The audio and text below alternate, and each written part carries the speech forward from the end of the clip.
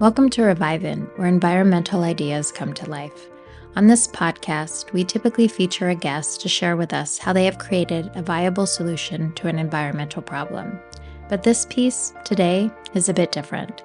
I've been meaning to share this story with you to once again demonstrate just how impactful and powerful the natural world truly is. This story I'm about to share is deeply personal and still to this day, despite the years that have passed, fills me with tremendous emotion. I share this story with you today to remind us how nature heals, forges powerful bonds, and ultimately calls us home.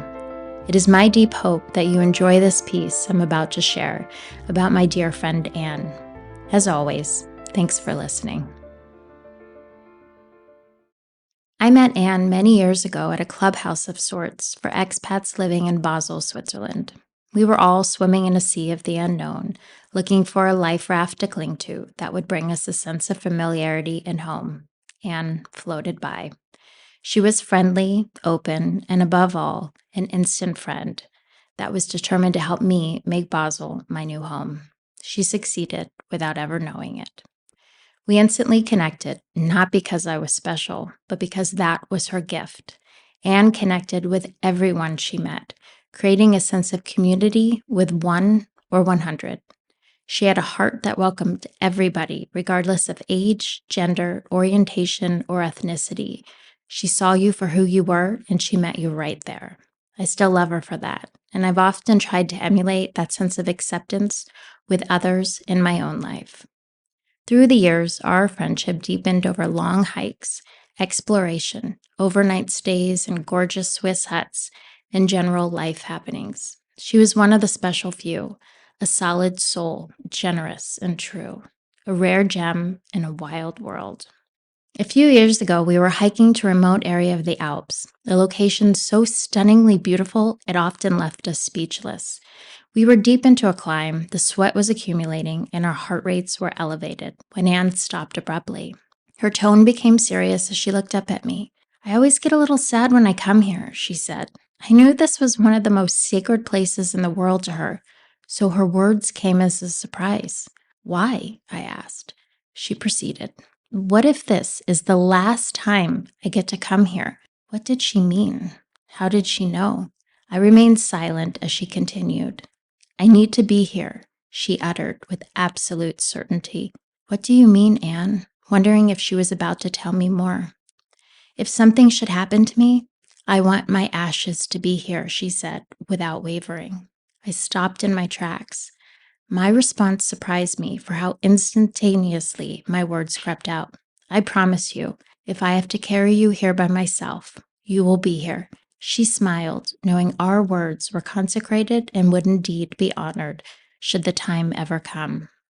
We pressed on. We arrived at a place that had welcomed us both many times before over the years, yet always remained fresh in our memories.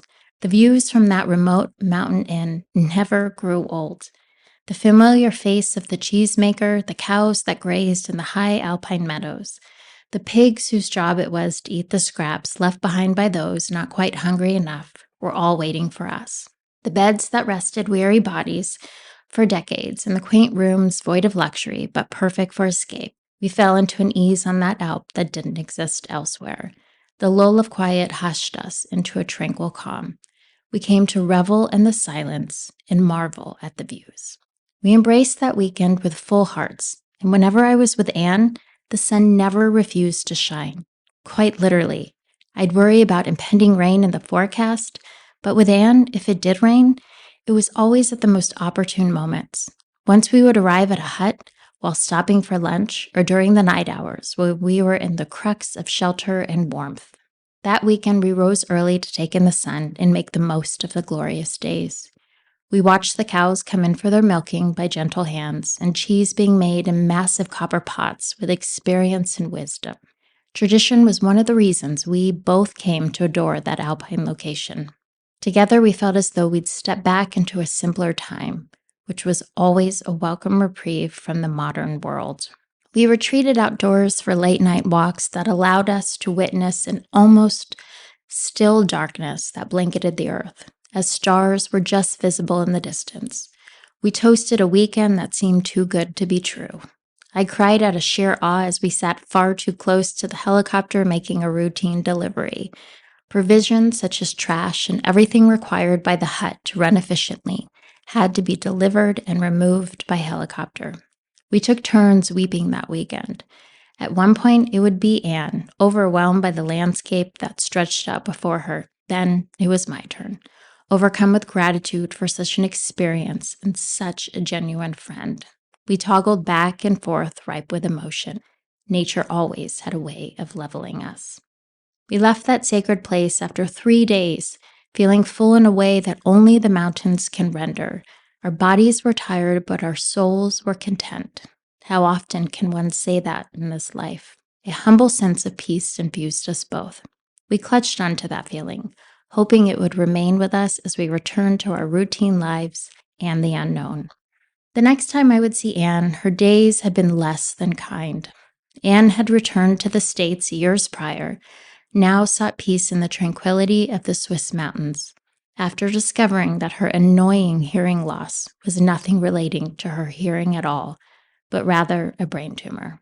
Despite a growth that would require resection and a body that would endure chemo and radiation, she was determined to return to Switzerland, if only for one last time.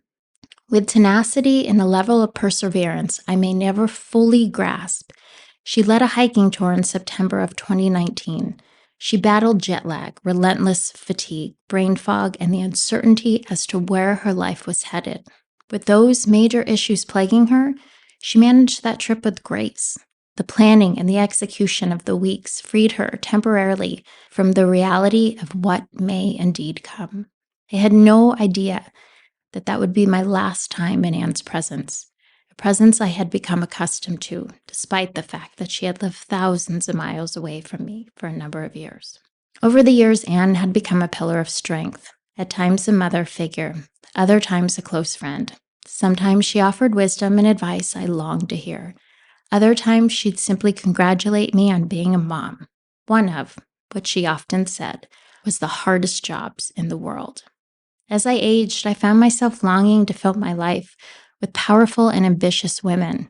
Anne fit that need perfectly, for she was all those things and more. Anne was also a life eater. She said an enthusiastic yes to everything that crossed her path.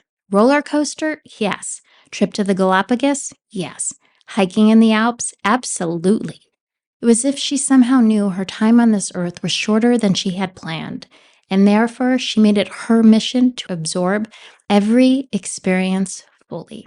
When Anne returned to the States, she discovered the worst possible news. Her brain tumor had returned, but this time with a vengeance.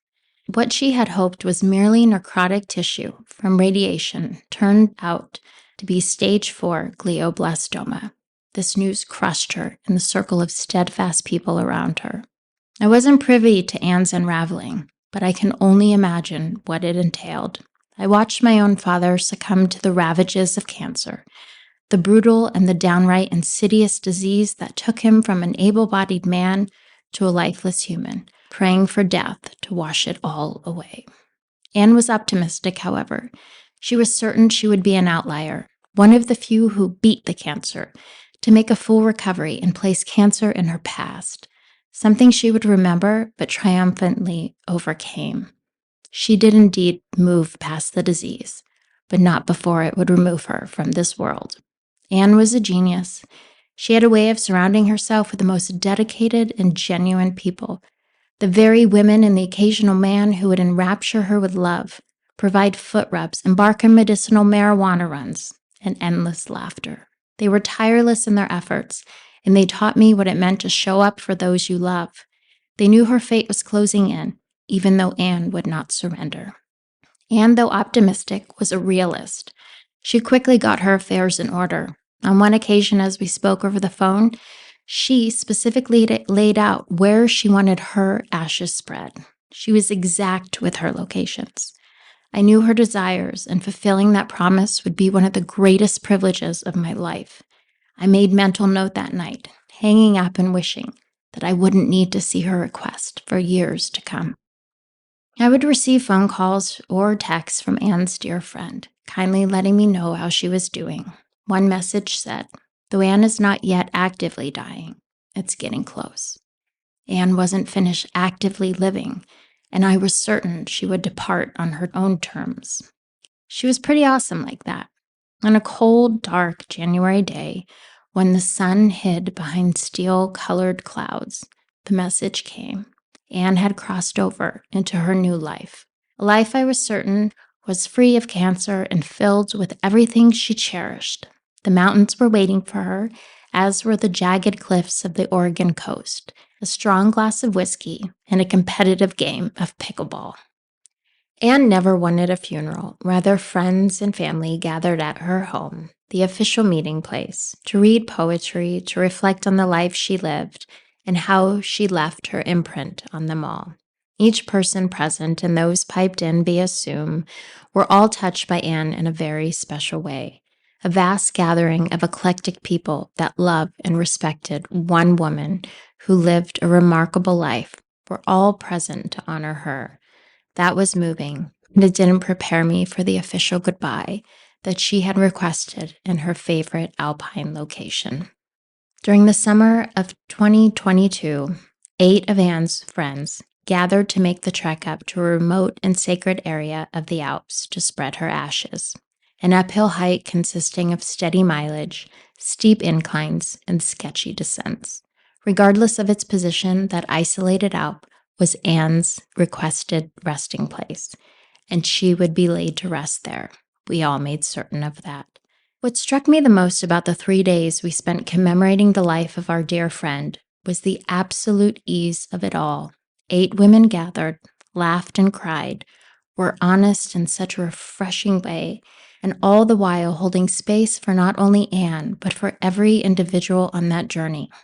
I was certain that Anne knew that whomever would make that pilgrimage would leave a marked soul, a soul that would forever observe the world in a different light, a transformed human for the absolute best. So all the while we thought we were gifting Anne her final wish, she granted us the ultimate blessing. Anne had requested that some of her ashes be spread on a moraine overlooking jagged mountains, retreating glaciers, and an alpine lake in the distance. One couldn't paint a more exquisite landscape if they tried. That spot was worthy of carrying her ashes into the ether of time and space. Speechless and overcome with emotion, we gathered as the first release took place. We all released in our own ways too, relaying memories of Anne in her prime and her illness. Her ashes carried it all away. Life at that moment seemed ever so ephemeral. Just a few short years ago, we had visited that very spot together. At that time, Anne was strong and robust, showing no signs of slowing down or falling prey to illness. On that day, however, Anne's physical being was being liberated from our grasp, exactly as she had requested. We continued on. Her second designated resting place was a meadow we once sat in for hours, watching as ibex rested on a nearby ridge. Those hours unraveled in mere silence. We were good like that, never needing to speak when the world around us was busy holding a conversation of its own. Anne's remaining ashes made their way into the meadow among wild flowers and a grazing herd of cattle. As her remains took flight, I'm certain none of us wanted that experience to come to an end. While we had fulfilled a promise to our friend, that last release meant that in that moment, there was a finality to Anne's physical existence. While we're so much more than our bodies, it was such a joy to have Anne around. We slowly walked back down to the mountain house, each of us deep in contemplation as memories swirled in our minds. We all loved her in different ways, which was made visible on that journey. There was a sense of contentment that washed over us all. Sadness and elation were mixed, blended with mental and physical exhaustion. Our emotions were raw, but sharing that moment with Anne's tribe connected us all in such a profound way. That remote Alp will always be held with great reverence. I'll reflect on moments with Anne as a bird takes flight and moves freely over one of her favorite places in the world. I'm certain I'll catch glimpses of her black hiking pants, bandana hanging from her backpack, and her lightweight hat soaking up sweat from a day's work. What I learned from Anne is that when a person has touched you so deeply, it's natural that they live on through you forever. There's no finality to love. It's continuous, and it's true. Thank you, Anne.